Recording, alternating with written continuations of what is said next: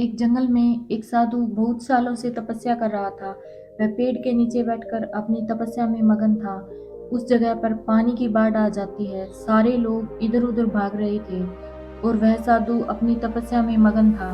उन्हें पता नहीं था कि पानी की बाढ़ आ चुकी है। जब एक आदमी वहां से भाग रहा था तो उसने उस साधु को देखा और उन्हें सावधान किया कि पानी की बाढ़ आ चुकी है। सारे लोग यहाँ से भाग रहे हैं, आप भी यहाँ से चलो।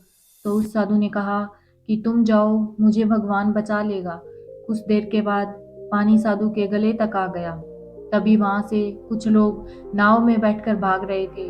उन्होंने जब उस साधु को देखा तो उनसे कहा कि आप हमारे साथ नाव में बैठकर चलो, वरना आप डूब जाएंगे। लेकिन साधु ने फिर से कहा, तुम जाओ, मुझे भगवान बचा लेंगे।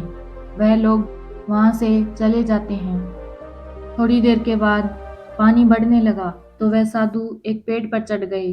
तभी वहां से एक हेलीकॉप्टर गुजर रहा था जो लोगों को बचा रहा था। जब उन्होंने उस साधु को देखा तो साधु की तरफ रस्सी फेंकी और उन्हें ऊपर आने के लिए कहा, लेकिन साधु ने फिर वही कहा, तुम जाओ, मुझे भगवान बचा लेगा। और वह हेलीकॉप्टर भी वहां से चला गया। धीरे धीरे पानी बढ़ने लगा और वह साधु पानी में डूबकर ही मर गया।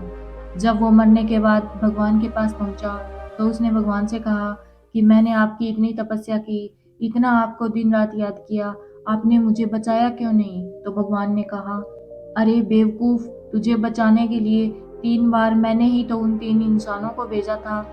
एक बार पैदल, दूसरी बार नाव लेकर और तीसरी बार हेलीकॉप्टर लेकर। इस कहानी से हमें यह सीख मिलती है कि भगवान हमेशा किसी न किसी को जरिया बनाकर भेजते हैं, किसी न किसी रूप में हमारी मदद करने के लिए आते हैं, लेकिन हम अपने घमंड में उन्हें पहचान नहीं पाते और ऐसे मौके हाथ से गवा देते हैं और फिर कहते हैं कि भगवान हमारी सुनते नहीं, हमारी मदद नहीं करते हैं।